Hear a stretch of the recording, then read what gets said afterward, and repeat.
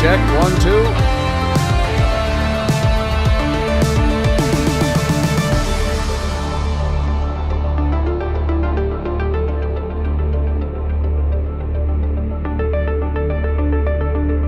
Do me a favor, hit the like button, share a link to the follow on all the links in the description below.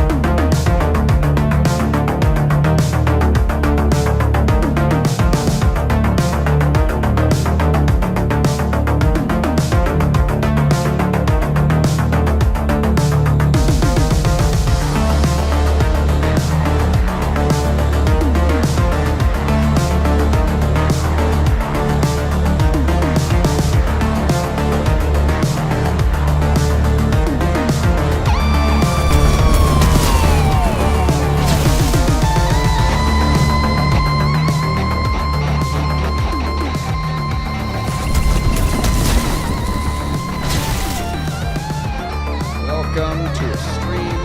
Welcome to the show. If you would, hit the like button, share a link.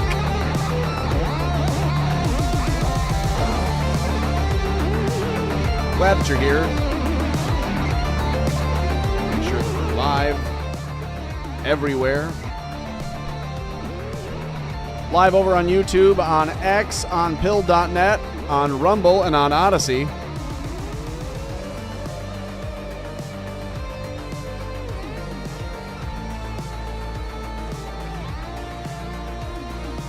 Hope that you're doing well. If you could, hit the like button, share a link to the show, as I've said, and I will continue to at the bottom of the hour and at the top of the next. Move that. We all set? Ready to go? Good deal. Okay. Turn that up. Turn this up. Wonderful. We're jumping right in. Trying to keep it a little bit tight tonight. I ran for like almost 3 hours yesterday. Stupid. Had a lot to talk about yesterday with Nick Fuentes outing himself as a pedophile, a federal informant, a gay pedophile, and a lot more. But that's not what we're here to talk about tonight. Tonight, we're talking a little bit about some alien story echoes, some things that continue to come up since the release of the UFO UAP files. Okay. We'll also talk about Thomas Massie being accused of being in a... Actually, if you Google the Thomas Massie scandal right now, if you were to Google it, it will tell you that Thomas Massie, the AI overview, tells you that Thomas Massie has been accused being in a throuple with Ilhan Omar and AOC, Alexandria Ocasio-Cortez. That's not true. I don't believe that that is what the real scandal is. I think the real scandal has been that he's been accused of sending a DM to a staffer who then got fired. Looks to be like a fishy fake story planted by the Israelis to take him out of the primaries because his election is next week. It's the 12th of May. Today, 1 week from now, it'll be the 19th of May. That's the primary day for his district primary in Kentucky. Ed Galrain cannot buy a vote. I'm sure he'll be trying to buy as many as he can, but he can't get support, organically or otherwise. So maybe that is why you're seeing the Israeli media in the United States today trying to do their best to take him out, Thomas Massie. We'll talk about all that and a few other things here. The Hanta virus, ticks in Michigan. Oh, goody. And then, there's some other news from the spooks. And I don't mean the niggas. That's a different tab here. And then I do have some follow-up faggotry from Nick Fuentes scheduled. And then a fun video to send us off. So to get us started, here's this. Written by Vashi Nedomansky. Don't know. Don't want to know. He says, the best exposition dump in film history. In 5 minutes, Spielberg lays out the characters, mythology, locations, artifacts, and the entire narrative engine of the film. The audience discovers everything alongside Indy, and each detail pays off later. A masterclass in storytelling. I have recommended anyone who is willing to watch it, anyone who's willing to sit through it. There's 12, I think, episodes, 10 or 12. 12 episodes of Taken, the miniseries that Spielberg produced. I believe it was released on ABC in 2002. ABC or maybe look for Spielberg miniseries Taken from 2002 and watch the entire thing. And I think it tells you in a lot more detail than this 5 minutes will what's going on. But let's see. We'll find out together. If you would, hit the like, share, link to the show. Let me make sure that we are up. Okay, we're on YouTube, we're on X, we're on Pilled.net, we're on Rumble, we're on Odyssey. I told you last night that this may be changing up. You might see some of the links change. I may be swapping a few out. Odyssey gives me the most trouble. And I don't know that I see any bang for my buck here on any of these, but I may be trading out and cycling through to use the Instagram live feature or the TikTok live feature to see, what we might get in place of something like Pilled or Rumble or YouTube every time. So just be aware of that. That may be announced or changing. In the links, follow all of them so you can be sure you don't miss being able to give me a like. That's really all I'm looking for. Give me a view, give me a like, hit the subscribe if you would. That's the kind of the cherry on top. And I think, as I've told you before, if you're new, you have to subscribe, and then in 2 weeks, you can unsubscribe. Set a reminder on your phone. Hey, Siri, remind me in 2 weeks to unfollow Tommy Borum on all those platforms I followed him on 2 weeks ago. Do that, but make sure that you follow first. That helps. Then after that 2-week trial period, if you don't like it, if there's nothing educational or of value from this channel for you, dump it. That's fine. I don't want you to be here if you don't love it, but I want you to love it. Here we go. Okay.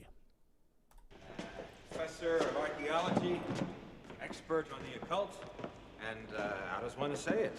Obtainer of rare antiquities. That's one way of saying it. Why don't you sit down? You'll be more comfortable. Thank you. Yes, you're a man of many talents. You studied under Professor Ravenwood at the University of Chicago. Yes, I did. You have no idea of his present whereabouts? Just rumors, really. Somewhere in Asia, I think. I haven't really spoken to him for 10 years. We were friends, but, had a bit of a falling out, I'm afraid. Dr. Jones, now, you must... Yeah, we understand if you watch the other movies, at least from my memory, correct me if I'm wrong, ladies and gentlemen watching at home, but didn't Indy have a falling out with Professor Ravencroft because he tagged, that's putting it very, very, very lightly and generously, wasn't he having a sexual relationship with the minor? Wasn't she the daughter, 15 years old, and he was like in his 30s? So Dr. Indiana Jones is statutorily raping the daughter of the professor, and that's why he had a falling out? Because later in another movie, well, I don't want to give anything away. Spoiler alert. Yeah, this is a lot of exposition indeed from Spielberg. Falling out, I'm afraid. Dr. Jones, now, you must understand that this is all strictly confidential, eh? I understand. Yesterday afternoon, our European sections intercepted a German communique that was sent from Cairo to Berlin. Now, You see, over the last 2 years, the Nazis have had teams of archaeologists running around the world looking for all kinds of religious artifacts. Hitler's a nut on the subject. He's crazy. He's obsessed with the occult. And right now, apparently, there's some kind of German archaeological dig going on in the desert outside of Cairo. Now, we've got some information here, but we can't make anything out of it, and maybe you can. Tanis development proceeding. Acquire headpiece, staff of Ra, Abner Ravenwood, U.S. Nazis have discovered Tanis. Just what does that mean to you, Tanis? Well, the city of Tanis is one of the possible resting places of the Lost Ark. The Lost Ark? Yeah, the Ark of the Covenant, the chest the Hebrews used to carry around the Ten Commandments. What do you mean, Commandments? You're talking about the 10 Commandments? Yes, the actual 10 Commandments, the original stone tablets that Moses brought down out of Mount Horeb and smashed, if you believe in that sort of thing. You guys ever go to Sunday school? Well, Oh, look. The Hebrews took the broken pieces and put them in the ark. When they settled in Canaan, they put the ark in a place called the Temple of Solomon. In Jerusalem. Where it stayed for many years, until all of a sudden, whoosh, it's gone. Where? Well, nobody knows where or when. However, an Egyptian pharaoh... Shishak. Yes, invaded the city of Jerusalem around about 980 BC, and he may have taken the ark back to the city of Tanis and hidden it in a secret chamber called the Well of Souls. Secret chamber. However, about a year after the pharaoh had returned to Egypt, the city of Tanis was consumed by the desert in a sandstorm which lasted a whole year, wiped clean by the wrath of God. Obviously, we've come to the right men. Now, you seem to know all about this Tanis. No, not really. Ravenwood is the real expert. Abner did the first serious work on Tanis, collected some of its relics. It was his obsession, really. But he never found the city. Frankly, we're somewhat suspicious of Mr. Ravenwood, American being mentioned so prominently in a secret Nazi cable. Oh, rubbish. Ravenwood's no Nazi. Well, what did the Nazis want him for, then? Well, obviously, the Nazis are looking for the headpiece to the staff of Ra, and they think Abner's got it. What exactly is a headpiece to the staff of Ra? Well, the staff is just a stick, I don't know, about this big. Nobody really knows for sure how high, and it's capped with an elaborate headpiece in the shape of the sun, with a crystal in the center. And what you did was you take the staff to a special room in Tanis, a map room with a miniature of the city all laid out on the floor. And if you put the staff in a certain place at a certain time of day, the sun shone through here and made a beam that came down on the floor here and gave you the exact location of the Well of the Souls. Where the Ark of the Covenant was kept, right? Which is exactly what the Nazis are looking for. Now, what does this ark look like? There's a picture of it right here. So the government guys come to Indiana Jones and then they have to ask him, hey, can you go ahead and describe to us what's in this book? Can you describe what is in, Numbers and Leviticus and Exodus and all these, instructions for how to build it? Can you explain? Why does it say that we have to have, scarlet and gold and all these different colored of gems? What would that have told people back in the day? Why would they be learning that? The government has to do that? That doesn't make any sense. But it's a movie. Okay. That's it.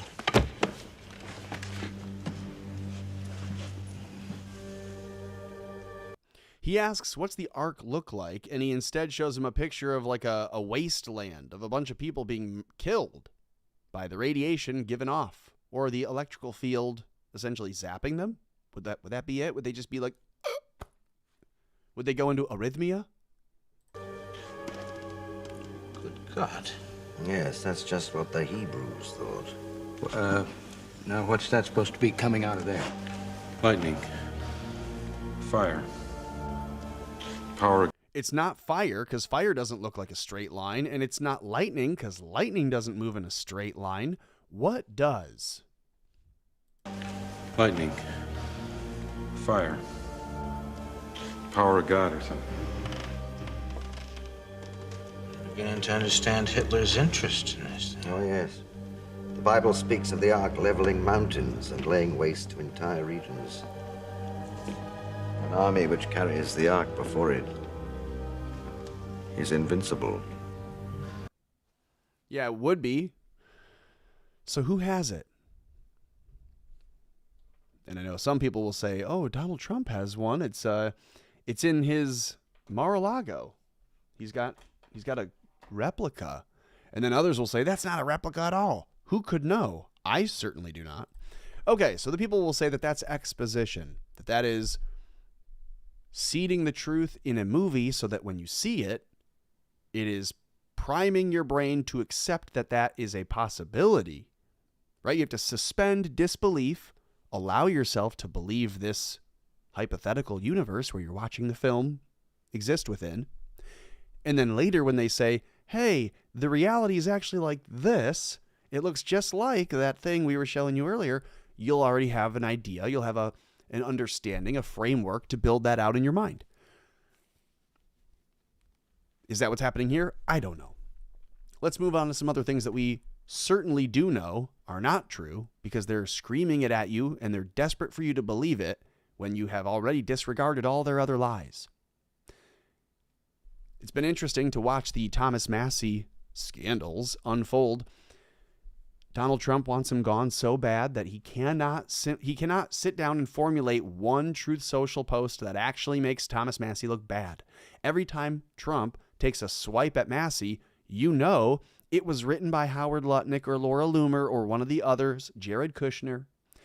You can tell that it was, at the very least, if not written by one of them, spurned by them, encouraged by them, maybe demanded by one of them. You think they go to Trump and they say, hey, you need to go and post about Thomas Massie. He's doing too much damage and we're not doing enough with our efforts to take him out. You need to go and say something. And he's got his supporters as well, and they have their own reasons for supporting him. If someone were truly anti-Israel and they wanted to take down the Zionist movement in America, they might want to support Massie. And as Nick Fuentes has said, if he thinks he's dead weight or a negative attribute, he will not announce his support for Thomas Massie. So you have some people supporting him for various reasons. It's interesting to see the new attack, the new angle of attack on him is that he didn't just find a new wife really quickly, but he'd been having affairs on his dying wife, and that it was a well-kept secret in D.C. This is the new story they're trying to spin. From Alan Jacoby. Jacoby. I wonder where he's from. I wonder what kind of allegiances Alan Jacoby might have. He says, Thomas Massie cheated on his wife with Rand Paul's staffer, then married said mistress after what I believe to be a very questionable sudden death of his wife. So this guy is, let's just be honest, he's accusing, by insinuation, Thomas Massie having a hand in the untimely death of his dying wife, who was sick. That's why we say that, not just to be redundant. She's terminally ill. Thomas Massie's being accused of running around on her, cheating on her, two-timing her and killing her, which, again, they would never openly accuse this of a guy like, let's say, Robert Kennedy, someone who actually did that. Bobby Kennedy Jr., the guy who is accused of having worked with Epstein, flown the kids on the plane. The wife was upset. The wife knew that Bobby was up to no good with Jeffrey. And Jeffrey gave him the idea, we can just get rid of your wife, dude. Get rid of your old wife, get a new wife. And Bobby says, yeah, but she knows too much. We can't just divorce. And so they whack her. In Jeffrey Epstein's emails say, oh, look at this article about Mrs. Kennedy being found dead in her backyard. Whoops. So Epstein is essentially claiming it, by insinuation, that he had a hand in that death. I don't know of a Alan Jacoby post about that one, but it's odd to see him instead using that thing that we know they do, like Ashton Kutcher coming home and saying, oh, I found my ex-girlfriend. I found this woman dead in here. Must have been a botched robbery, when it really looks like he lost it. He killed her, and then he called people for help, called his manager, called a bunch of other people, then called the police. If you're not familiar with the Ashton Kutcher murder story, then you should look that one up. So it's very interesting. Someone pretends they're going to clean it up for them. They cover their ass, and now they own that person and get to use them as a mouthpiece to say whatever they want. Remember Ashton Kutcher coming forward with the human trafficking testimony in front of the Senate? Let's say Ashton Kutcher human trafficking testimony. During the Obama years, it was very, very big. It was very moving. A lot of people saw this. It was so magic. Okay, here we go. Right at the beginning of 2017. You remember seeing this? Ashton Kutcher breaking down on the stand. I saw these things. I saw what they were doing to children. Can you imagine what he has done himself, what he is guilty of? So they make him go out and do this? When we know he has paid for silence time and time again? All right, so getting off track. So Alan Jacoby, he posts this, an accusation of Thomas Massie doing what we know Kennedy looks to have done, we'll say allegedly, what Bobby Kennedy looks to have done. It looks like Bobby Kennedy had someone take his ex-wife out, his former wife, his late wife, so that he could remarry to Cheryl Hines. He wants a cool Hollywood wife who gets it. He wants arm candy. He wants a trophy wife. He wants someone who doesn't care, who kind of rolls their eyes and says, boys will be boys, referring to what Epstein and his friends do on the island. His old wife didn't do that. The new one will. So that's what Kennedy does. That's what I think these people do. They replace their old wife. Maybe they know too much. They die. So Thomas Massie's wife is sick. I believe she had cancer.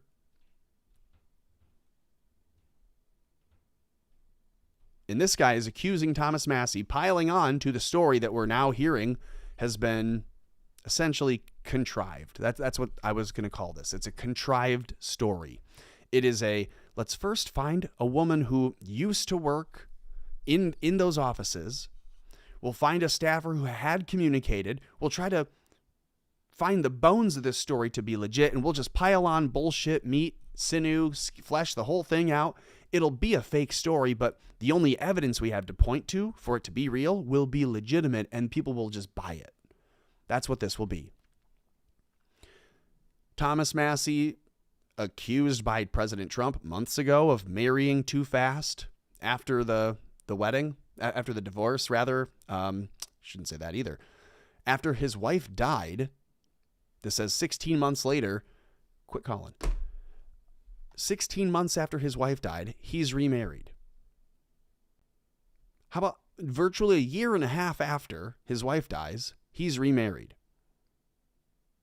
He knew his wife was dying. She was terminally ill. So he's had a lot of time to process what was, as he's going to claim, a wonderful marriage and the loss of his wife. Some people bounce back, some people do not. You should be happy for a guy who can. Trump does the opposite. He dogpiles Thomas Massie in a post a couple months ago. We remember reading it on the program. He says, Thomas Massie, who got remarried awfully quick, really quickly. Some people say way too quick. And of all people to have said that, Trump, really? Married 3 times, accused of being a little bit of a philanderer, womanizer, etc. So for him to have said it is odd. For others to now say, hey, if Massie's being accused of being a cheater, if so long as we have a woman now claiming that she used to be sexting Thomas Massie in the DMs and that it could never possibly have been a stitch up or a setup, we have a woman claiming to have been a mistress of Thomas Massie's. Now we can have other people, men and women alike, make similar accusations that they also knew or they also saw. This guy, Alan Jacoby, cannot come out on his own and make a claim. But as soon as they have one woman willing to say something, now you can have a bunch of people putting words in her mouth. And I bet you that that's not the only thing they're doing. Here is another. The post from Beard Vet. This is like the mini cat turd. Cynthia West went to Representative Thomas Massie for assistance to help veterans who were defrauded. And all he did was screw her over. Massie is a POS, and POTUS knows it. That's what his post says. Here from Donald Trump. People are saying that Thomas Massie became a liberal because his new wife, blessed be their marriage, is supposedly a radical left flamethrower. This new union all went so fast that maybe he didn't know what he was getting into, but nevertheless, he's an absolute terrible, unreliable Republican, perhaps a rhino. He's voted more Republican, more conservatively. Massie's voting record in Congress is more conservative than any other GOP member. Thomas Massie votes more with Trump and the platform Trump ran on than Trump does. And the rhetoric we won't even get into. He is maybe worse than Rhino. Ed Galrain, a farmer and war hero, is running against Massie. He is a high-quality individual, and there is no candidate for Congress that could do better. This is why you know it's written by Israel, right here. He is running because he realizes Thomas Massie has been totally disloyal to the President of the United States, so he's not running to represent the people. He's running to essentially make sure and foobar the people and make sure that the president doesn't have any no's among him, that he has only yes men, that it doesn't matter if your local rep serves you. It matters if your local rep is sworn in by the IDF and by AIPAC and has a blood oath to serve the president, because they'll always own whoever that is. Doesn't have to just be Trump. Watch as Trump pushes for Marco Rubio over Vance. I've been telling you for weeks. They're going to try to tell you J.D. Vance is kind of blemished as a VP. He didn't do as great a job as a VP. He couldn't end the wars as a VP. But Marco Rubio, he was a great guy. Look at all those jobs he took. Remember all those memes from him sitting on the couch, taking all those new positions, wearing all those new costumes? He could now be the president. That's what they're going to do. The IDF is already ready to set those seeds and make you think J.D. Vance, he's American CIA. He might not be as controllable as our outright Mossad guy, Marco. So, more to the point on why Thomas Massie is being accused today, because in a week from now, he will either be walking away with a victory in a primary and sending the Israelis home with a big L, or he himself is going to be losing a primary, I assume, to fraud. And so to make it believable in the minds of the people, right now, today, when you woke up this morning, no one would have believed Thomas Massie is going to legitimately lose an election to a guy who can't make a post on Instagram to get a like. Ed Galrain didn't get a single like in a week's time on his post for his campaign. No one voting for Ed Galrain that isn't working for Ed Galrain's campaign. All funded by Israel. So when you woke up today, no one would have believed that Massie had a chance to lose. Damn the polling, damn the 1% margin of error. No one would have believed that in a fair election, Massie would lose in his district. So what they need to do is begin to send the signals that it is possible, regardless of reality, and tell the people, hey, we're going to have a scandal. Here's one. This woman's accusing him of being a cheater. She was the mistress. She feels jilted. Now the former jilted, cheating lover mistress is all the headlines need. And then when they do cheat Thomas Massie, they'll say, well, maybe the people saw this and it was a little flare up before the election, and now he couldn't win because they don't like him anymore after that story came out. We'll learn the story was fake, but it was just too much before the election. And that's the whole point. They'll know that no one buys the story. It's not going to actually impact the election, but it's their cover. It's a smokescreen so that they can cheat, rob him, remove Massie, replace him with Ed Galrain in the primary process, and lie to you and tell you, you and your neighbors all voted for Ed Galrain because of this story. That's why we're publishing it. It's so transparent that Viva Frei, the kind of lefty liberal, fake conservative, moved down to the United States to live in Florida because Canada is so bad, but he brought all of his Canadian ideas with him. He says, so she doesn't report it. No, in respect of his cow money, this is the quote from the video asking why she didn't report Thomas Massie. Why doesn't he report the money that he's supposedly getting? She's trying to out him for receiving money illegally. He doesn't report some of this because he gets cow money. He doesn't report the money he makes on his cows. This is part of the accusation that the mistress is coming out with. Oh, I know so much about what he's done. Really? Like what? Well, he has a farm, you know. He has his own farm. He manages his own property and farms it. He probably has some cattle on it. He probably goes in with local neighbors and gets like a quarter cow or half a cow between them all and fills the freezers. And he's got family. He's got a bunch of kids. Probably some of them are married. Oh my gosh, he doesn't claim the cow money in his filings? This is what they have. This is the woman who says, hey, I slept with Thomas Massie and I'm jilted. From the Patriot Oasis. So that's the Thomas Massie news. Israel's trying to tell you he's a cheater. He had an affair. He can't be trusted. He's evil. Also, Trump, can you please go echo all these same things? And he's like, aye, I'm on it. Because they're desperate. They've spent how many millions of dollars? $2 million in the last week on ads to try to get Ed Galrain to unseat Thomas Massie. That's Israel's worst attempt to try to unseat someone in an election. It's the most obvious. It's not a hidden, subtle attempt. They're coming out and telling you, we need to get rid of Thomas Massie no matter what. And so think about how that feels for every American who doesn't get to vote in this election. We're hearing that another American district is about to get overrun and flooded with fake Israeli ballots to get Ed Galrain over the finish line. Because they say the polling is close. In reality, you can't find one person who says they're going to vote for Ed Galrain. You can't find one person to even like his post on Instagram, and you'd think they'd have bots for that. So it's mind-blowing. But the polls that the Israeli media owns and can publish whatever the fuck they want, they're telling you, oh yeah, it's super tight right now, right before the primary race, even though there's no evidence for it, we're just telling you it's super tight, 50-50. Who knows? So Massie goes on Tucker Carlson recently and says, yeah, they say it's close. They say it's a 50-50 race. Do you believe that, though, or is that cover? They need you to believe it's close so that when they steal it, you don't go, no way, bullshit. You go, oh, man. When they rob Thomas Massie, you need to believe that it's because of this story, and it's because of the other things that have been claimed about him, and it's because Thomas Massie just didn't run a very good race. He lost the president's approval. Ed Galrain just came in and knocked on all the doors? Really? You've been told forever by your own party how desperately difficult it is to unseat an incumbent.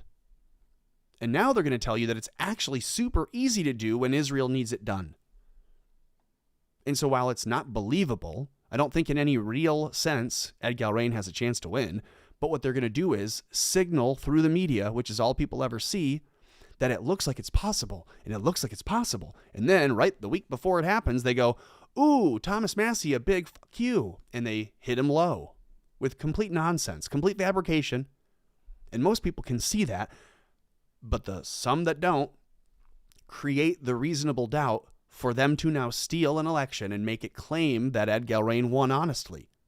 And then in history, they will write, well, there was a bad negative scandal that came out about Thomas Massie the week before his primary, and while after the fact it was proven to not have any teeth, to hold no water, the week before the election it did enough damage to scuttle his campaign in the final stretch. That's what they're going to tell you. We'll all know it's fake. We'll all know they're just going to go and stuff some ballots and throw some of his out, and they'll just claim that Ed Galrain won and go home. It's just a primary. You shouldn't even care. A Republican's still going to win. That's what they're going to tell you. That's why these stories exist. It's not to actually hurt him in the election. They know that they can't beat Thomas Massie, but they can signal that he will lose, and then when they rob him, there will be less of a question as to why. And whoever wants to argue about it will say, look, he had a big scandal. Are you going to honestly, logically tell me that that doesn't make any difference? And that's why they're doing it. They don't have anything else. So, well, I'm all fired up. Clearly, if I could, I'd drive down and vote for Thomas Massie as many times as they'll let me. And in Kentucky, I'd have to imagine it might be a couple. Here from Ryan Matta, we're moving on. It's 6:32, bottom of the first hour.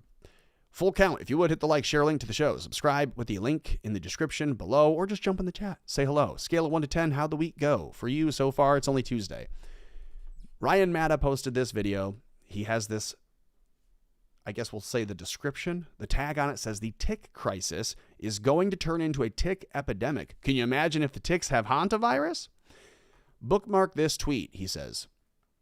And go share this stream over on X. By the way, I am live right there. You see it? Looks great. Ryan says, I'll have about 4 to 5 more videos coming out tonight. It's so much worse than anyone is talking about. I wondered what group of individuals would be behind something as evil as this. I'm sure it's not the same people who were behind 9/11. What are you even saying, Ryan? Get a life, Jews. Here we have a tick problem in Michigan, he says, which is really not good for me because that's where I live. So I thought this tick crisis, maybe sometimes we're overreacting over some of these conspiracy theories, but this one is official. If you live in the state of Michigan, this is the map where we have known tick outbreaks. These are massive tick infestations. Now, the next photo you're seeing here on your screen is what people are finding in the woods, calling them tick boxes. I have seen that. They're these metal boxes. Not out in public, not out in the nature. If I saw that, I'd kill it with fire.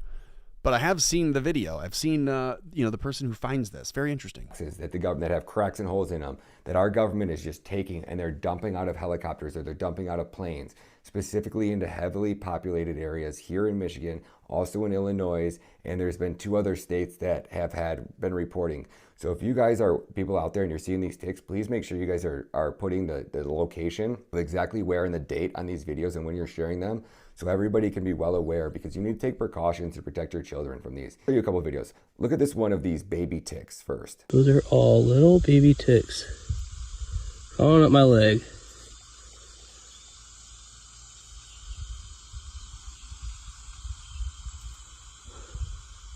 Disgusting.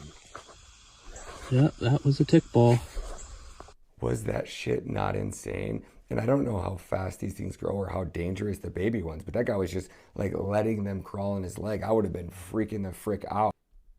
It's been a horrible experience, and nobody will believe me. If I call the police, they're gonna tell me I'm fucking making it up. I think that those ticks that guy had on his leg was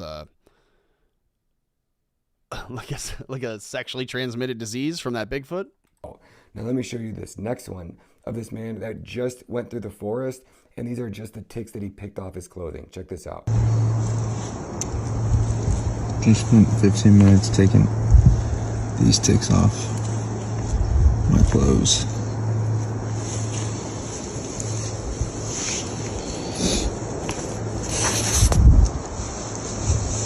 Now I was thinking to myself, okay, maybe it's just one man that's stepping to step on a tick nest, because that's kind of weird. I've never seen Look at that. They're in his skin. They're in there. They've already gotten this guy. He's cooked. Baby ticks, not in swarms and massive balls like that. What is even a tick ball? How many eggs does a tick lay? How many babies pops out of one of these ticks? Are they like spiders where there's a lot of little ones? It just didn't seem normal to me. So the video you've been watching here on your screen is of another gentleman.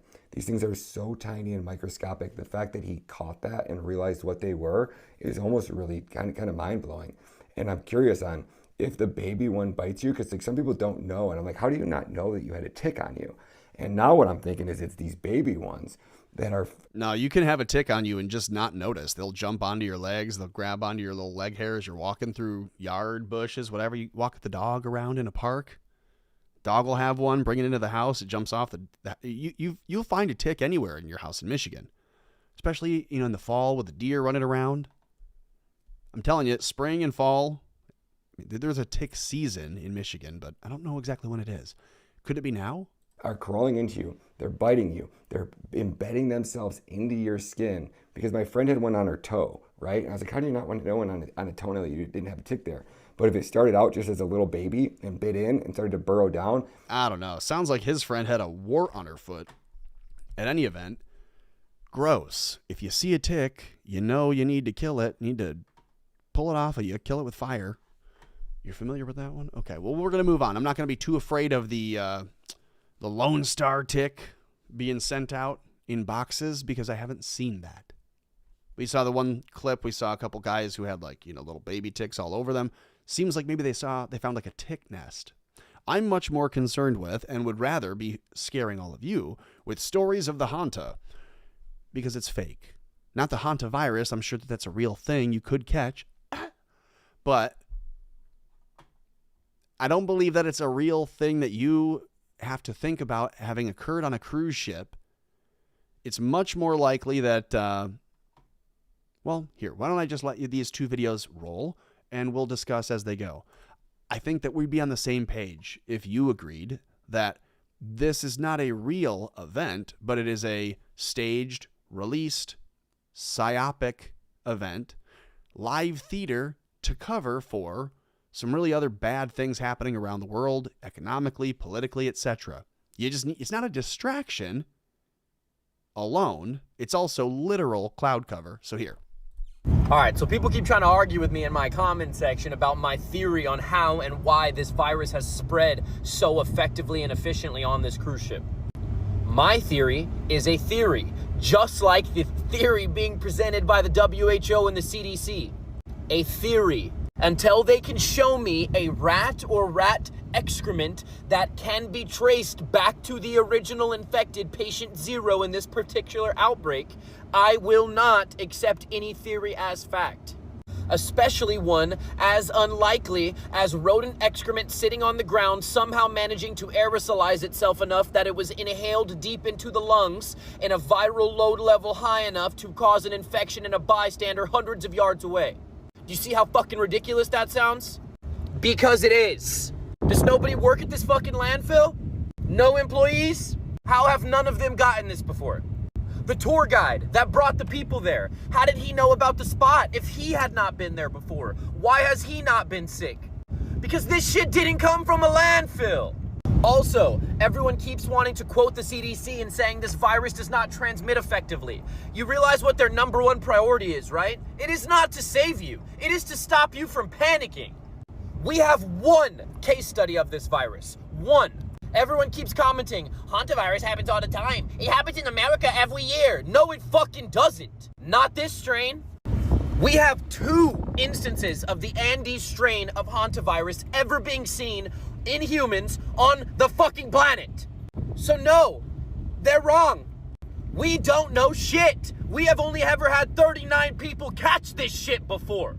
They don't know what they're talking about. You know how many people we had with COVID and COVID-related viruses and health condition complications before they even came out with any sort of treatment whatsoever? Coronaviruses have been around for a very long time. COVID-19 had not. We immediately got a huge sample size. Hundreds of thousands of people started to get it. Less than 50 people have ever got this virus before, bro. Where is their data coming from? Out of their ass, out of thin air. There is a metric in virology and epidemiology called an R-naught, okay? An R-naught is a capital R with a small 0 next to it. The R-naught represents the average number one infected individual could infect over the course of their infectious period. Okay, they are throwing out an R-naught number of 2.2. We have had 40 people ever get this. One guy got it in 2018 in a small village, a small town in Argentina. He then infected over the course of the next few weeks, 39 people. 39 people with all of their infections traced back to one person. Oh, but it doesn't spread easily. One of the initial 6 infected, okay, 4 of them sat at a dinner table with him for a birthday celebration. One of them walked past him going to the bathroom. He didn't kiss any of them, didn't sleep with any of them. He ate dinner with 4 of them, and one of them walked past him to take a leak. We don't know for sure that he didn't fuck any of them. Supposedly, there has now been a passenger from the plane flight out of Johannesburg who has now tested positive in a different country. Isn't it a lot more likely that I was right when I said a couple days ago or a week ago that this isn't a real event at all and that it's a completely simulated news event that they continue to point to like a shadow on the wall and they're claiming it's a real thing? Because they need the effects to come from it. The sickness, the hantavirus, is going to be popping up in areas around the world. And the only way to explain that is to first say, well, it came from this, isolated event that no one can actually verify or even, validate that it existed or whatever. It's just a reporting. It's a story. Plato must have passed this down, and it's just a verbal retelling of a cruise in that this happened. Because we're going to see the effects, so you're going to have to believe that the cause is what they're telling you it is. There is also some rumors and reports saying one of the pilots on the plane has now tested positive. So I would like you to tell me how a little old lady sitting in a window seat was able to infect numerous passengers on the plane when she didn't touch any of them. Again, we're making a lot of assumptions that she wasn't a runaround. And one of them was behind a locked cockpit. Okay. Everyone keeps wanting to say, I don't know shit. Well, neither does the CDC, who just had almost all of their funding cut. Neither does the WHO, who lost their most major contributor economically this year, the US. They don't know shit. Well, that's a good thing. I'm actually kind of happy to hear that news. That the World Health Organization and the whatever other groups that he wants to, EcoHealth Alliance, what did he say? Their most major contributor, who just had almost all of their funding cut. The CDC, that's right. The CDC can't do a lot to propagandize people. The World Health Organization can't do a lot to propagandize people. So that's a good thing, I would think. You also have people like Alex Jones telling you that they're right now telling you, don't be alarmed, the Hanta virus isn't a big deal, because they want to have some credibility when they later come around and tell you, never mind, it's a terrible thing, it's a tragedy, it's a huge concern, but believe us now because you used to believe us when we said it wasn't. He says that that's their point, that right now they're just telling you, hey, look, it's the Hanta virus. Look at all these news headlines that don't really affect you, but we want you to feel inundated with them. We want you to be familiarized and primed with the information so that when it rolls out on you, you believe it, you accept it, it's already real for you. Just like I said up here, hey, if we prime the audiences to believe this version of a reality we want them to live in, when we later roll it out with new tech, they will believe it is exactly what we told them it was in a movie, in a story. And so this is no different. Here, take her, I guess it's not a retelling. You know, a lot of people are having the same thought. Have her word it the way that I'll say it this way. God damn, I can't fucking talk. Have her put it in her words, as I had in mine a week ago, and ask yourself, does this make sense as she explains it, as I have explained it? Does this appear to be a pretty poorly choreographed and poorly coordinated psyop, psychological operation, or is it just really messy reporting about a new virus that we should all be afraid of? Oh, it's going to do that loading thing. It'll take a second, but it'll be fine.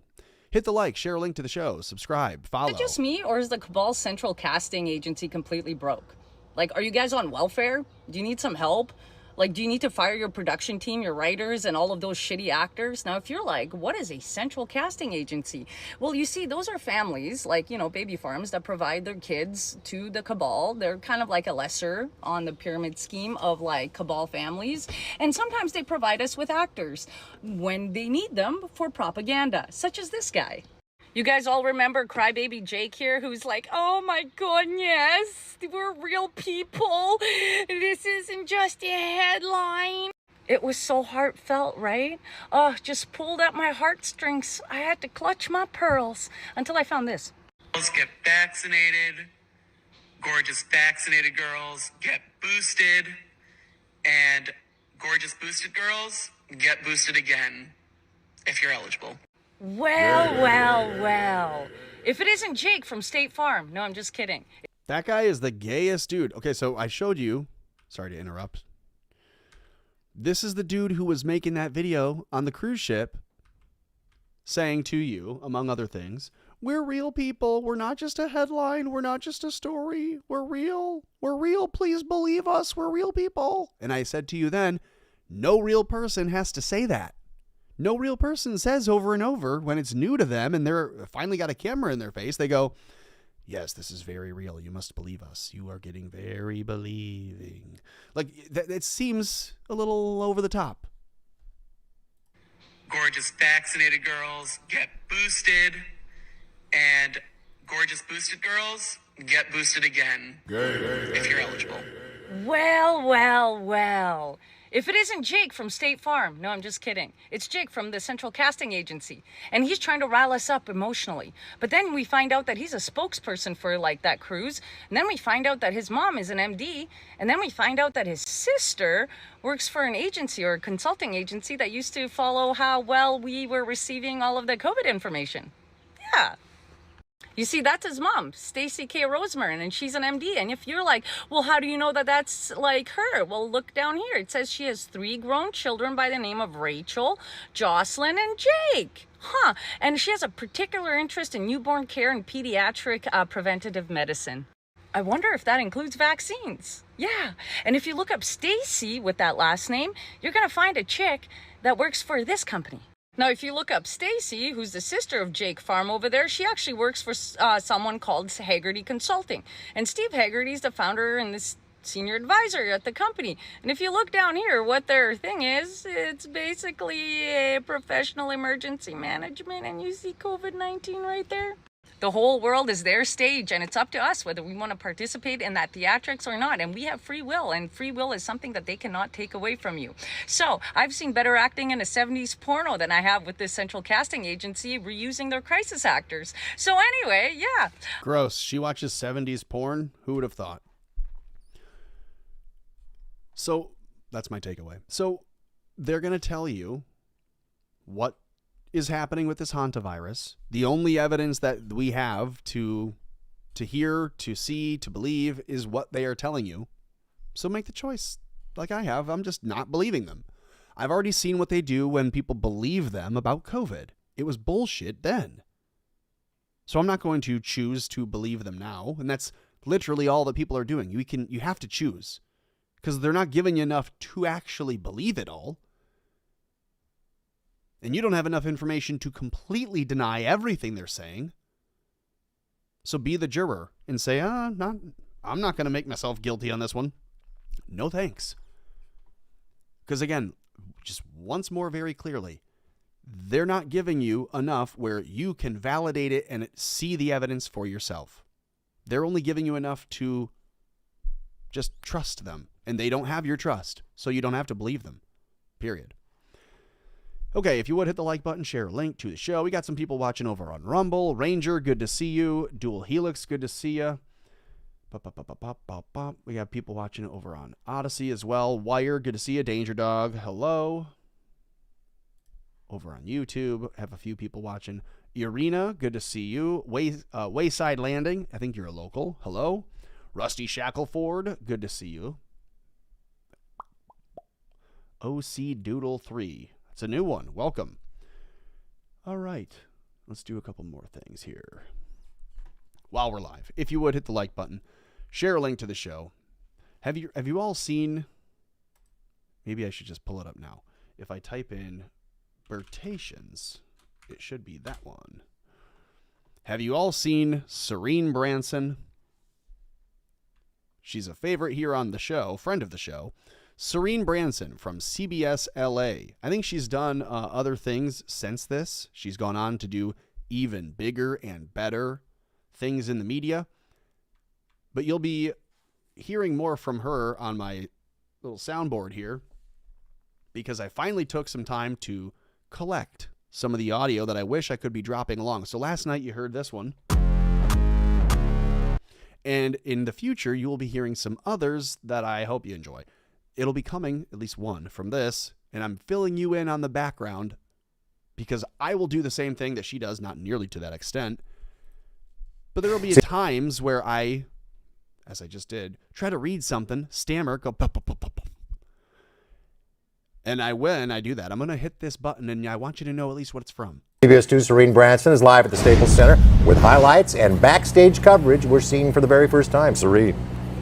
Well, a very, very heavy debatation tonight. We had a very Darrison bite. Let's go to Terratasian. Look for the bit. They have the pit.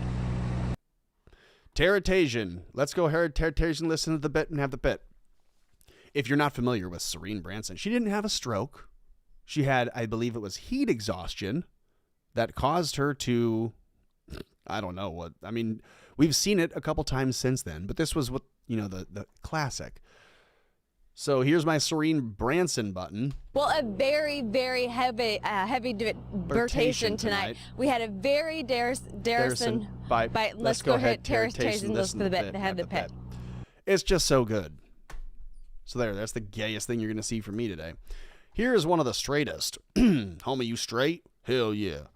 For fun, I think it's got to be black guys. For fun seems like they are fun. Like I would want to hang out with them, which is a rare thing to say about the community. Welcome, welcome, welcome. Appreciate y'all being here. Oh, I could have checked the chat right there. Okay, well, there you go. For fun. They seem like they are.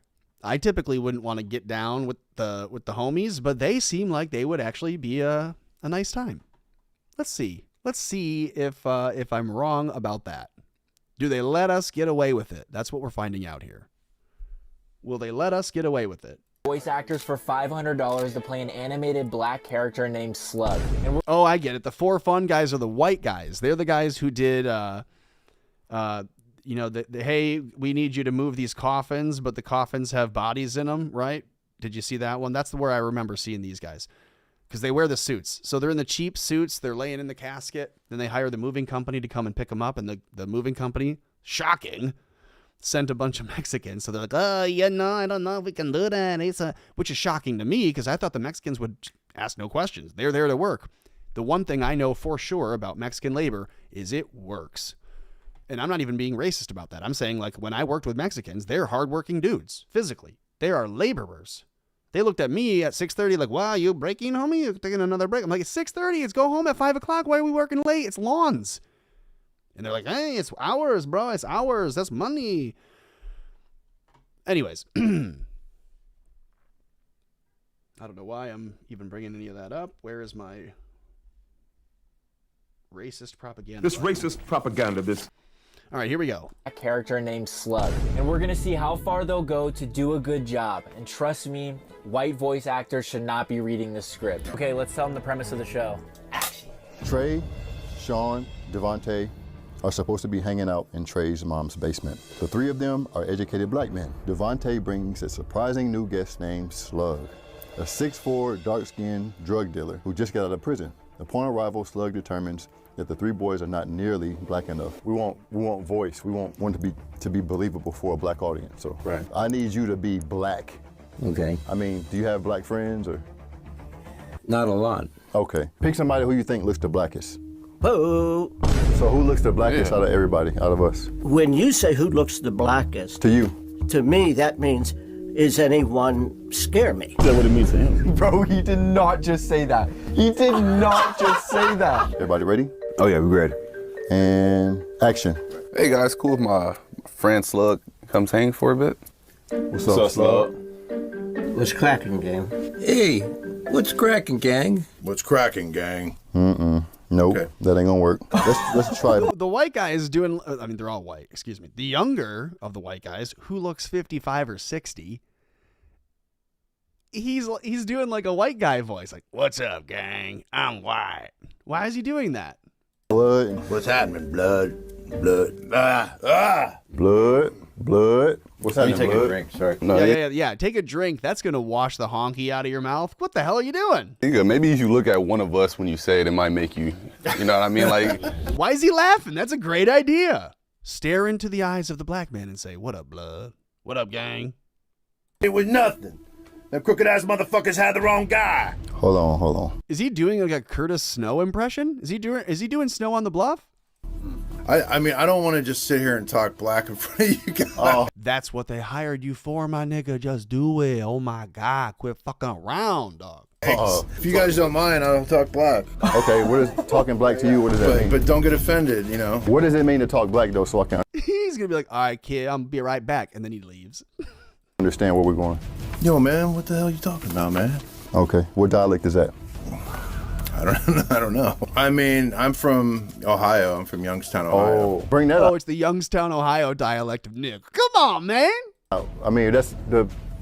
I'm trying to. You don't like what I'm giving you. Put yourself in my shoes. Well, shit, if I put myself in your shoes, I would just do that shit and quit fucking complaining. All right. Man, it was nothing. Them crooked-ass cops had the wrong guy, like they always do. I like that. Right there. What you just did. Yeah, like they always, yeah. What you just did, when you got in his face like that, that was perfect. Mm-hmm. Say it one more time, and then put nappy head motherfucker after it. Bro! You guys are funny, man. Okay. Why your hair look like you just got out of motherfucking work, motherfucker? You nappy-headed motherfucker. Oh, shit. you added two more. Damn, you getting into it. Hey, you got that. You really come out with it.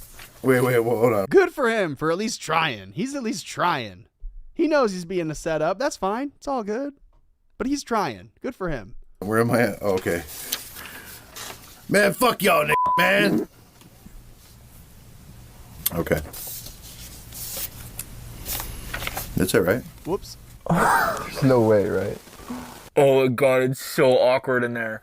Bro, it's dead silent. That wasn't very convincing. I don't know why my voice is so light today. Slug, that was ass.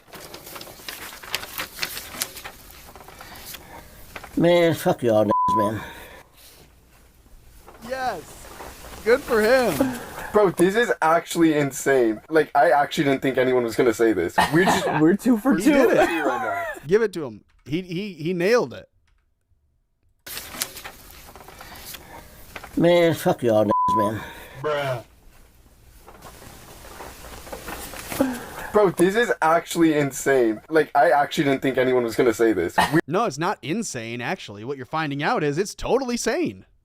You set a person up in a completely controlled, safe environment. You told them, say these words, and they're doing it because they're honorable and they have respect for themselves. They know they're playing a part. And these guys are what? I mean, are we saying it's insane because they're not attacking him? Is that what we're saying here? Is it insane because you're willing to complete a task in front of people who cannot be emotionally controlled or trusted? We're 2 for 2. Which, by the way, makes them racists. I'm defending the black people here. How does that feel for everybody? Did it feel natural for you? Yeah.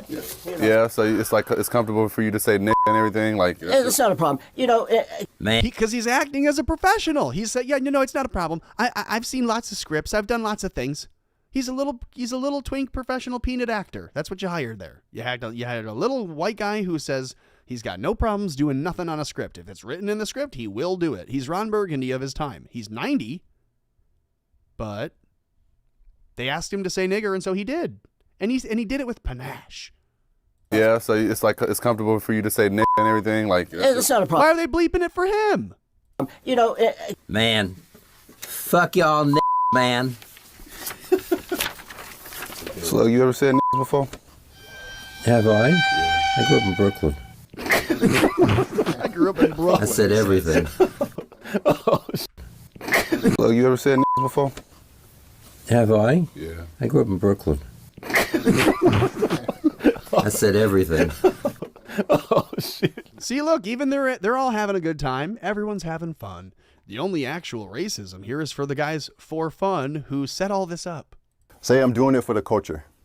I'm doing it for the culture. Oh, man. Boom. Hey, man, I'm doing it for the culture. That Brooklyn came out in you. Say I'm doing it for the gang.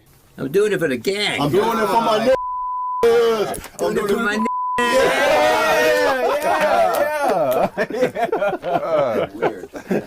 Tell you, once you Notice they don't have any fun clips with the guy who was like, I don't know, I guess I just sound so white. I don't know why my voice is so white today. God, I woke up and, man. Anyways, all right, 7 o'clock, top of the second hour. If you would, hit the like button, share a link to the show, subscribe, links in the description. At Tommy Borum on X. Tommy Borum Jokes on X is the personal account, but you can find me on either, interestingly enough. At Dan Cleary 79 posted this on X. He says, local residents should be checked for evidence that they are being symbiotically manipulated by surviving aliens. Which really beats the parasitic manipulation that we are currently getting from the illegal aliens.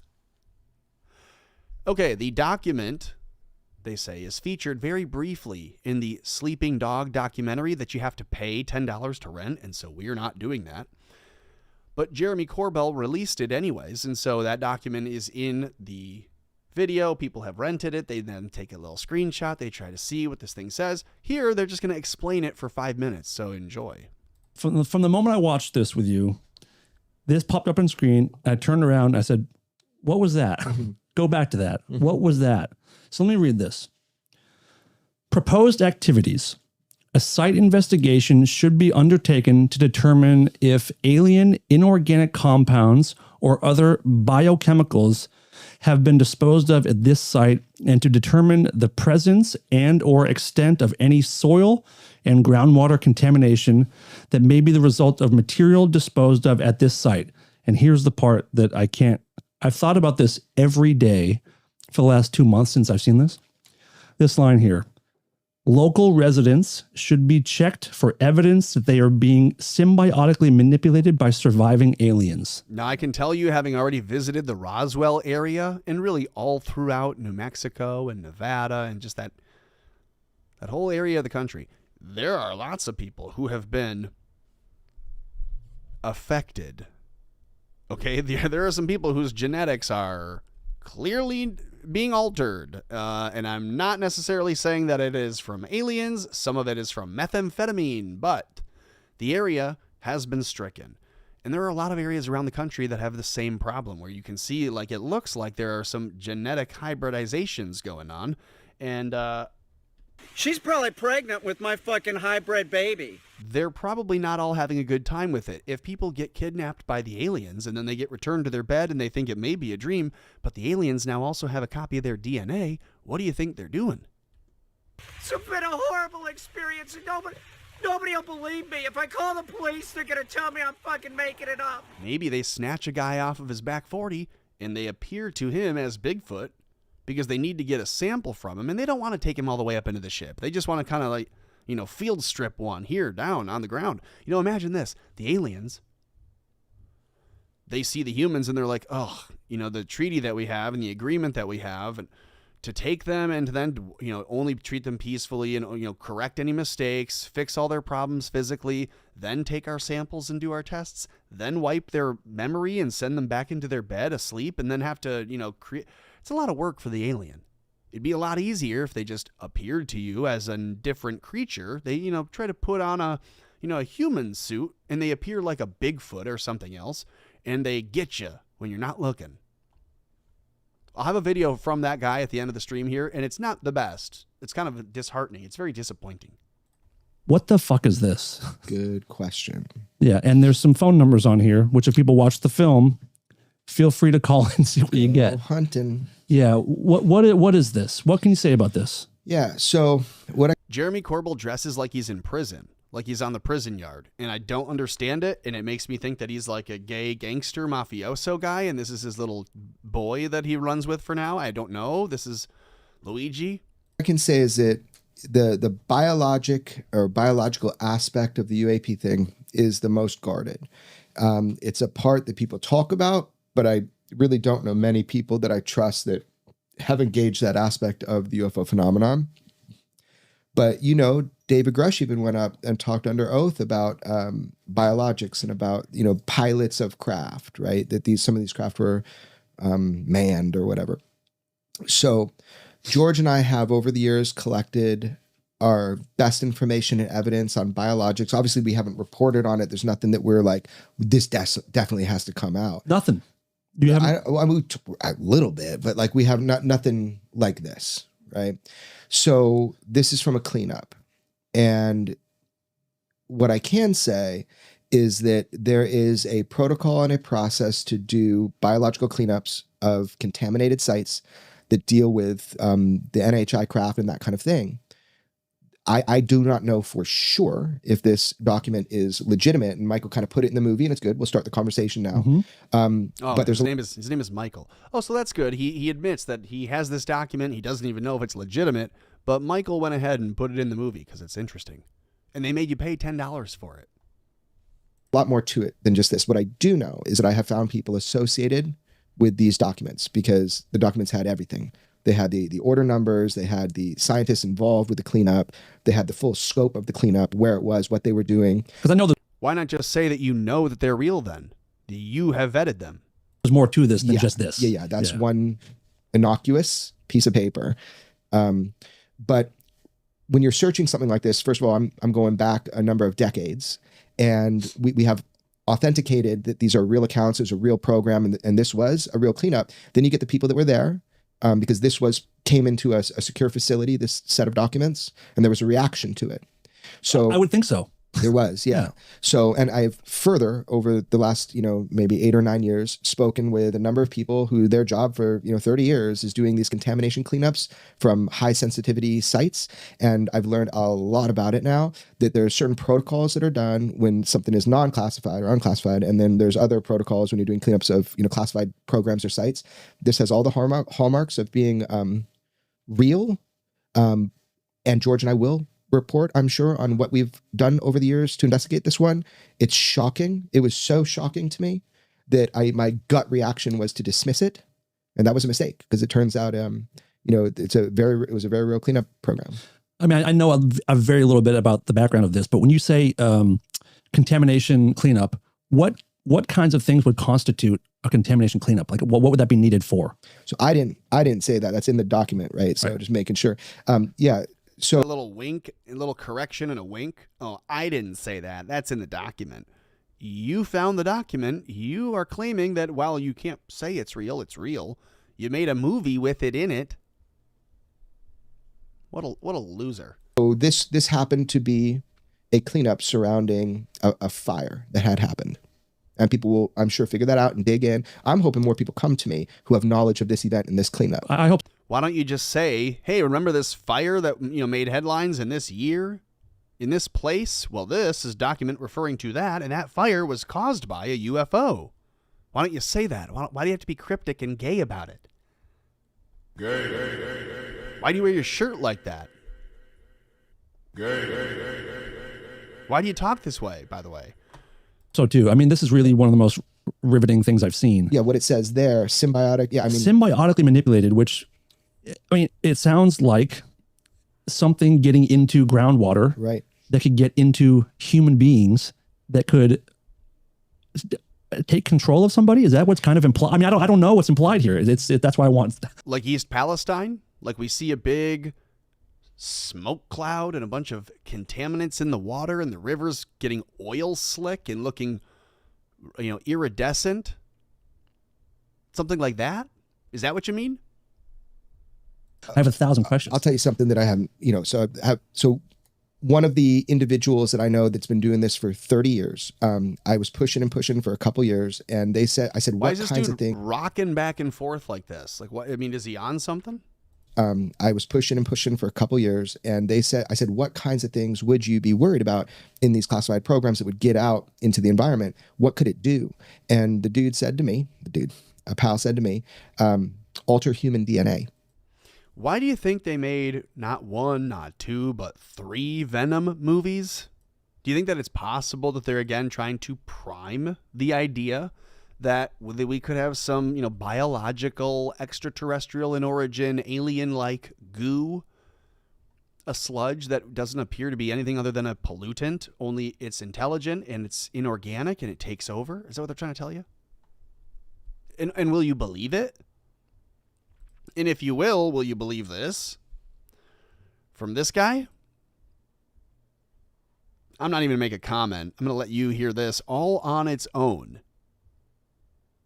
This is Neil deGrasse Tyson. His new book is very topical. Take Me to Your Leader, Perspectives on Your First Alien Encounter.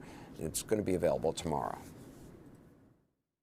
I mean, given the images we are now seeing, do you need to add on a new chapter? What do you think? No, the images you're seeing are unexplained phenomena.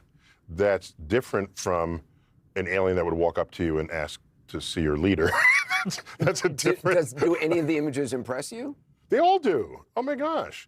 But as is known even by UFO enthusiasts, typically more than half, sometimes as many as 90% of all unexplained phenomena by some people can be explained by other people who know more about what's happening in the night sky or weather patterns or lightning or whatever. So, or cloud patterns especially. And someone, like, I've started to now fully believe we've been visited. How do you explain I mean, this image right here of that I love thing, it. Oh, my gosh. And the football-looking thing that's like hurtling around. Yeah, the universe brims with mysteries. I'm not here The universe brims with mysteries. Yes. That's true. I like that. That's what I love about the universe. By the way, you can get that spiky pattern in the optics of a camera, and the iris can do that. But regardless, by the way, that reminds me a little bit of the Glenda coming in to Oz, on her little just sort of floats in. And you think that's MGM circa 1934 or something? So I'm saying not all of it is readily explainable, and maybe it is aliens. All I'm saying is, until someone brings out an alien from the locked room shed in the back, we will continually have to ask each other, do you believe in aliens? Because implicit in that is, do you believe the testimonies? And I don't have a problem believing the testimonies, but at this point, producing an alien might even be anticlimactic, because we've heard it all. They said, yeah, we got aliens in the back. We've been harmed by aliens. We got the crash saucer. We've got the reversed engineered technologies. I've heard all of that. I value eyewitness testimony, but I'm going to sit back in my chair and wait for the alien at this point. I just got to ask you, this is off topic, but how can the universe be forever expanded? Like, when does it stop? So let me start by possible? saying the universe is under no obligation to make sense to you. But like, how can it go on forever? Start there. Like, literally, We blows don't my know. mind. It's a frontier of modern cosmology that... Cosmetology? That's exactly what I said. You are one of the great cosmetologists. So the universe has a horizon beyond which we cannot see. Right. Because objects are receding faster than the speed of light. How is it possible? Like, is there a brick wall? I'm getting there. So beyond that, we don't know how big the actual universe is. It could be infinite. We don't know. It is a frontier. But even if it's not infinite, what is beyond it? Like, I don't understand. It makes me want to vomit. Like, it makes me so... Okay. I don't understand There's the German poet Rainer Maria. If Anderson Cooper vomited on set, we would then see that alien sludge goo symbiote take over. And maybe that's what we're seeing here now. Be a real piece? Yes. In a book, Letters to a Young Poet. Yes. And one of them is, I'm going to mangle this quote. It's, be at peace with all that stirs in your heart and learn to love the questions themselves. Neil deGrasse Tyson, Anderson, thank you. always The new book, Take Me to Your Leader, Perspectives on Your First... Had to. Okay, so what did you learn from that? Anderson Cooper is gay for aliens all of a sudden, and again, the host plays the part of the you at home, what they want you to believe and think, and then the expert comes on and does their sales pitch from the perspective of the corporation or the state. And in this case, it's both. So you have Neil deGrasse Tyson saying, listen, don't worry about it. We all kind of already expected this. This isn't all that new, and so we're being frog-boiled. This isn't a problem. Let yourself be primed. Just sit back in the armchair, Mr. America, and wait for the next revelation, which is the actual alien to appear. And you have Anderson Cooper saying, well, I've started to come around to the idea. I actually believe it now. Because if you ask your mom or your dad, you say, what do you think about these aliens? They go, yeah, I guess I'm coming around to it. I don't know. It seems like a lot of people are saying it. I mean, they've had movies about it forever. Maybe they were trying to tell you. So then you have Anderson Cooper parroting that. Oh, yeah, I've come around now. I haven't always been aware. I'm just now learning, and I'm starting to believe. So dumb. Okay, moving on. Before we officially wrap up here at 7:17, hit the like button, share a link to the show. Follow at Tommy Borum Jokes over on X. You can subscribe over there. It's only $2. I encourage it. It's the way to play. Here, I say this is just painful to watch. So the Groypers will watch it several times in their loneliness. And I don't even want to know what they'll be doing to themselves while they watch it, because they're into pain. Watch this. This is sad. This is a guy saying, will you love me? Will you love me? Will you please love me? And Nick just says no. Which is what they want. All the super chatters want him to do the same thing, and he does. Just listen. Running for office, and I can't stand the Mitt Romneys and the John McCains of the world. All right. Now, I understand we live in a two-party system, and we need to have coalitions. We need to have voting blocks if we want to win the country. So you have to have all this base that have already voted Republican, conservatives right across the board. And we know boomers, okay, people make fun of them, but they outvote Gen Z by a significant margin, certainly millennials. Okay, so my stance is, let's say it's me. All right, shut down the border, mass deportations, build the wall immediately, completely shut down H-1Bs. I'd put a $500,000 fee on it in case someone's bringing in the next Elon Musk or Nikolai Tesla from El Salvador, for God's sakes. I don't know. Something that wouldn't affect the multi-million-dollar salary. Of course, we'd continue with the Supreme Court. I'd enable states to have more authorities that deals with abortion restrictions, so I don't know how much more I could do that at this point. Tariffs on certainly industries that are taking advantage of us so that they are reciprocal. I would do my best to onshore jobs by basically going the opposite of directions like NAFTA. I'd punish companies that offshore them, incentivize them to onshore them. I'd have tax cuts. Look at him reading the monitor over on this side of the desk that no one can see. Look at this. He's just, hang on a second. Let me get the talking points. Dad, what were they from Israel again? What were they from Uncle Oz over in Azrael? You remember seeing the video from like 2008 of Steven Crowder in his little bedroom and his YouTube channel set up, and he goes, if you haven't figured it out yet, go Team Israel. And he does this little gay, like, oh, never got taught how to throw a ball kind of a fist bump. You got to look that one up. If you haven't figured it out yet, I'm on Team Israel. It's just the gayest. Oh, Steven Crowder, what happened to you? You tried to sell us that you were a man. Look at them both. Actions like NAFTA, I'd punish companies that offshore them, incentivize them to onshore them. I'd have tax. Who's got a tighter blouse than this chick? Cuts across the board, but certainly middle-class families. No more foreign lobbying organizations, and no more blank check to Israel, and of course, no more money to Ukraine. I would pull us from NATO until everyone meets their payments. But maybe I think that Iran is a threat. He's like, okay, I'm doing all the things that the base wants, but how about one new war?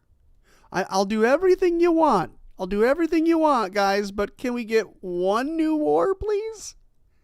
The Jews that want to put us into power, they'll let us run our own country kind of how we want, so long as it's just like how they run theirs, and we give them money. But if they can find their aid from another country, and then instead we just mirror them, but we stop paying them, but we still have some control, and they thus have some control in us, if we can do a little bank option with the bank themselves, can we have a new war, please? Can we trick all the people into please having a new war? Is it not that transparent to everyone else? Could you vote for me? Well, you know, again, it's like... Everyone meets their payments. But maybe I think that Iran is a threat. Could you vote for me? Well, you know, again, it's like, do you think Iran is a threat? That's a very realistic candidate. Could you vote for me? Okay. Could you listen to how Steven Crowder's about to tell you? Listen. They're gonna pop up. They're gonna have some beautiful new candidate pop up with the money and the power to run, and that's gonna be their position. And you're gonna have to, Nick, be ready to signal to support them. Listen to him say this. Be a part of my coalition. Here's the problem. You go to war with Iran. What does that mean? You know, you say, well, we'll give them 3 months. It's like, how are we going to win this one? Gas prices are $5, $6 a gallon. Strait of Hormuz is closed. Israel is chomping at the bit for us to reignite the war and expand it. It's like, are we getting into another Iraq? Are we invading Iran? Are we nuking Iran? I'm asking you all those other things. In other words, no candidate is perfect. You've bitched about the purity test a lot lately. Let's reduce it. Is that pure? So now Steven Crowder is subtly, not so subtly, shot across the bow, calling him a bitch. Well, you know, I tried to lay out a perfect little way for you to say yes. I think Iran's a problem. I'll do all the other things you want, but I want a war with Iran. Could you still vote for me? And they were talking before the show, and Steven said, I'm going to lay a real nice softball, but, you know, be ready for it. It's coming. Just be ready to say, yeah, of course. And then now Nick is not playing ball, and he's saying, well, no, because still. And so Steven cuts in and says, hang on, you're being a bitch. Eating Iran? Are we nuking? He says you've bitched about, but we all can tell what's happening here. I'm asking you all those other things. In other words, no candidate is perfect. You've bitched about the purity test a lot lately. Let's reduce it. And he goes, okay, all right, well, okay, listen. Listen, bitch. Listen, honey. Is that purity to say I don't want to war with Iran? I supported the military intervention in Iran. So all those other things. There's a Democrat who is to the left on all those other things, but was vehemently against Iran. Could you vote for me? Could you be a part of my coalition if I want to take back the White House? See, I would say no. Want to know why? Idea brought to you by, well, I guess I need this, by Sport Drink. You see that there? That can there? You see that other one right there in the back? Get lower. Over there. See it? Go to Sport Drink, their website. You can find, if you search for Sport Drink, and use promo code X15 at checkout when you order. It's the best performance-enhancing supplement that a man can find. It's the best rehydrative compound a mix of flavors, salts, other natural ingredients to just shake into a water bottle. And then you too can feel fully hydrated and completely jacked at the end of the day. In fact, if you started your day with Sport Drink, it might help. X15 is the promo code to use at checkout. I recommend it. There you go. See, I don't know what the value of the thought experiment is. A war with Iran is not a purity spiral. I'm trying to figure out what matters most. What matters most is being able to see through the uniparty Zionist push for America going into a new war after having just elected the only president to never have a new war, having just run on a platform of no new wars. If there was one thing you could bet on for Donald Trump, it would have been that he would not elect to go and get into a new quagmire war in the Middle East. And then he did it. And so the leftist who says, I'm a progressive leftist Democrat on most issues, but I will not support the Zionist. I'd rather have them. Because they may worsen the localized issues that we can fix on our own the next time we're in office, but they will absolutely hurt the chances for the Zionists in the future, which is a win-win for us. So I would support them. In theory. He's saying, I want you right now to sign up to vote for the Republican who becomes the GOP Zionist stooge again. And so is it right or wrong to say no? Because candidates who may... By the way, it's not right or wrong to then vote for the Democrat either. I'm not saying you do that. But I'm saying you, in theory, you game theory it out. You can abstain and keep your hands clean and not vote for either person when both of them are begging for your vote. He right now, Crowder, begging for the vote of the Groypers. It's the establishment right, the Zionist guy, begging for the Groypers' vote. And so Nick is like making him beg for it. Magically appear need to know what the purity test is for 2028 because we still don't have a name or description. Well, I'm saying someone like me, I should meet the purity test, except for, you know what? I'll give it 3 months in Iran. But everything else. Okay. Would you vote for me? Then that's assuming, again, that you can bomb Iran and then walk away. We're going to bomb Iran a little bit, but not like, is that what's happening? No, we're stuck. Could you vote for me?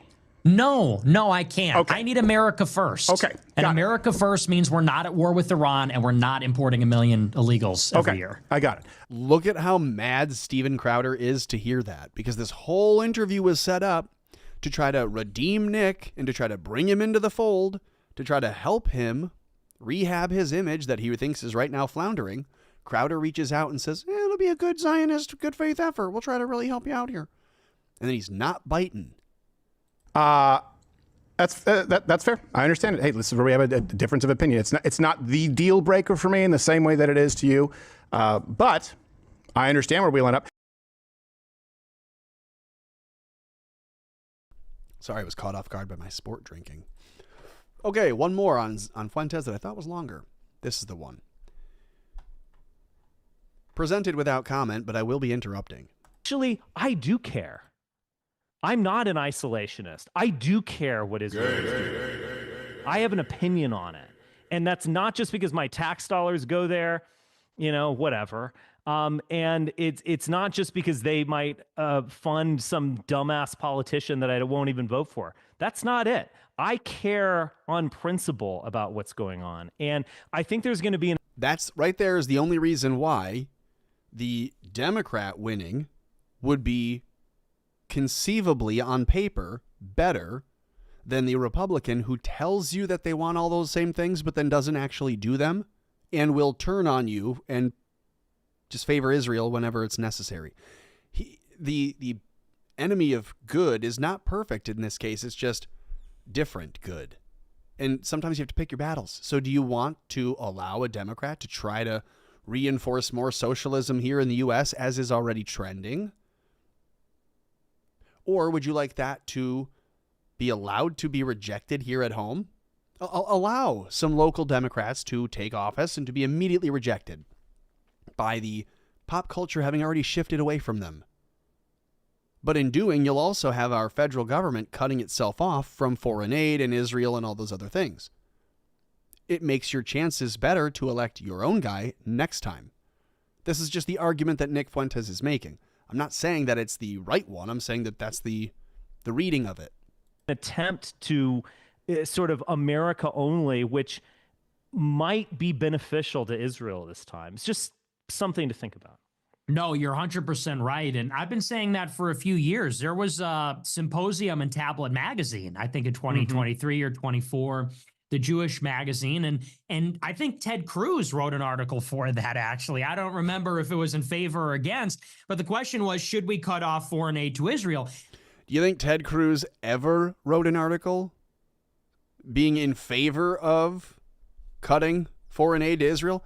Nick Fuentes says some really dumb things sometimes. He says, I don't remember if Ted Cruz wrote an article for or against it, but it was about ending foreign aid to Israel, and Ted Cruz wrote a piece. Well, surely it was to support the continuation of foreign aid to Israel. Duh.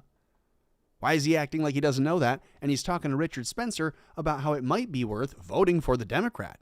Can you see now how if the Israelis think, geez, the Republicans are leaving us, we need to now reinflate our control in the Democrat Party to keep 2 feet pedaling, each pedal on the bicycle here. We need to stay balanced. If that's how Israel thinks of our country and how they think of the Uniparty as a vehicle for them to ride through our government on, then they're going to need to reinflate the left with some good yappers. What did we say yesterday? That's all Nick Fuentes does. He has a show and he yaps.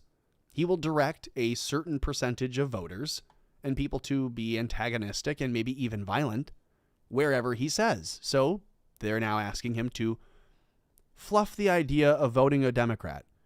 You can later turn back and say you were just, being rhetorical, but why don't you go ahead and prime people with the idea that you're going to go ahead and vote Democrat because of a one key issue? You're going to become a single issue voter, where others would say that that means an abortion voter. You're going to vote against abortion.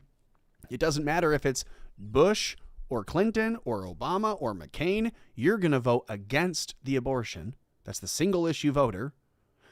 We're going to reword that and create a new meaning, Nick Fuentes will, and make his groypers single issue voters. And the issue will be, which way does Nick point this week? Which direction, which party does Nick say he supports this time? And many of the Zionists say exactly that the foreign aid is a golden cage or golden handcuffs, and it's restraining Israel. And what happens when Ilhan Omar becomes president? Then they're going to force Israel to stop killing Palestinians, or else they take the aid away. And you could say that, maybe that's where Tucker is coming from when Tucker says, no, Israel's still our ally and we're not at war with them. And Tucker said something on Theo Von the other day. They were asked about Netanyahu's statement at when he was in New York for the General Assembly. He talked to the TikTokers and he said, what is the most important purchase class? TikTok. TikTok's the most important thing. We're going to buy and control TikTok. And Tucker reacted to the clip live and he said, why do you think Netanyahu said that? He knows how that's going to play. He knows how that'll be spun. Why does he like Nick Fuentes, Tucker says? And maybe Netanyahu, being Israeli, sees this as accelerationism for them. That if you empower the Nick Fuenteses of the world, then America, like you said, releases Israel from the empire. And I agree. I mean, you got these guys like John Mearsheimer and Judge Napolitano and Douglas McGregor. They're all saying, well, Israel's going to collapse any minute and they're losing to Hamas. I don't see that. I see them expanding. They're getting South Lebanon. They're getting South Syria. They're taking over the West Bank and Gaza. And they're a part of IMEC and the Belt and Road. And you're right. That is the ambition, is a greater Israel. And people say it's about... Oh, Nick, we see you. Oh, Nick. Oh, no, we see you. Oh, Nick, your horns are growing. We can see them. They're showing. It's beginning to be a little obvious. It's not just that the guy that did not go to college, that does not have an international relations degree, that does not have a specialization in political economy, he doesn't read and understand and know because he's experienced and he's talked to these people and he has lived it. He's talked for a decade about it with really no data to point to for, again, how a guy like him comes up with 2,000 likes in 30 seconds on X. How he has random, nameless, faceless Europeans sending him $250,000 in Bitcoin at a time. It's interesting to consider that maybe Nick has not just been a guy who's been turned since Charlie Kirk and maybe slightly before. And I showed you last night there's evidence of Nick Fuentes posting how in July, he had said in 2025, July, he said, Israel is still going to want their war with Iran. Donald Trump's still covering for pedophiles on Epstein Island. That was his stance. That was Nick's stance in July of 2025. So did he get the green light to go ahead and change his narrative and shift his stances and his attitudes?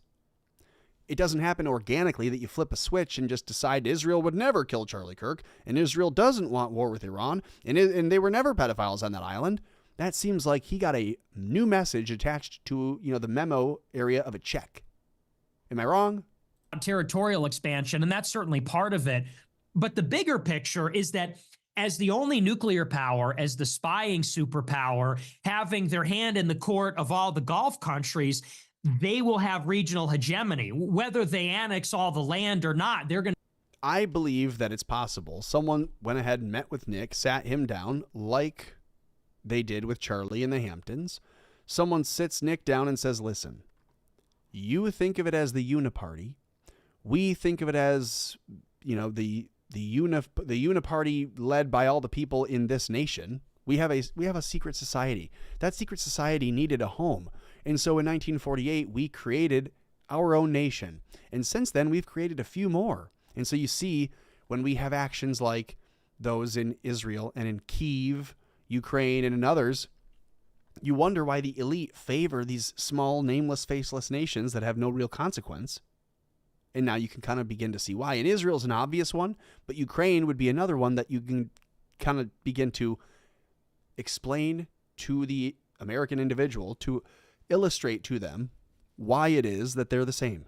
Ukraine doesn't seem like it's like Israel, but they're essentially the same. And you'll even find some Israelis saying, oh, we must save Ukraine. Ukraine is like little Israel. Oh.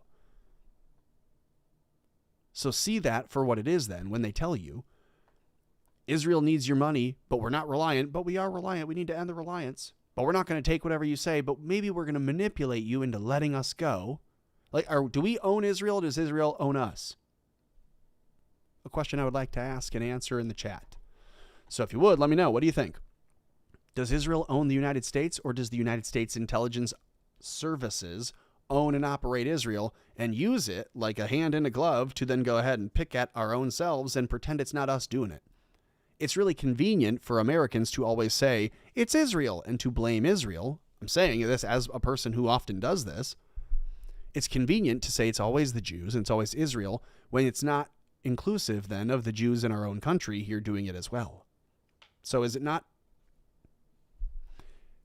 maybe a little cheap and hacky to say it's Israel when it's also the Israeli Zionist Jews in our country just as much, maybe even more?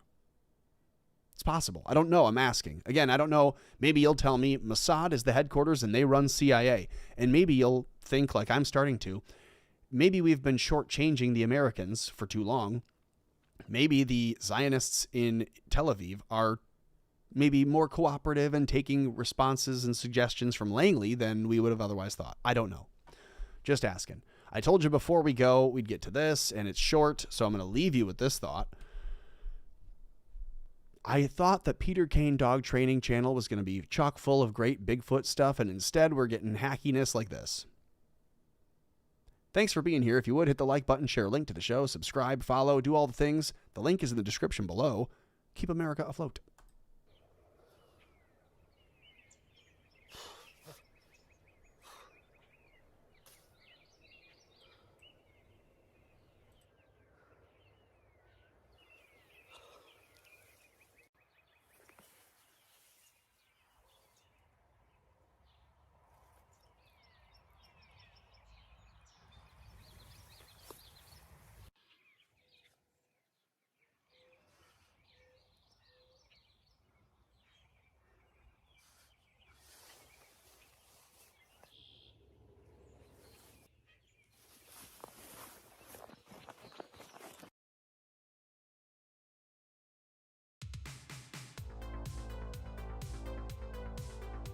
And I'm not saying Zach.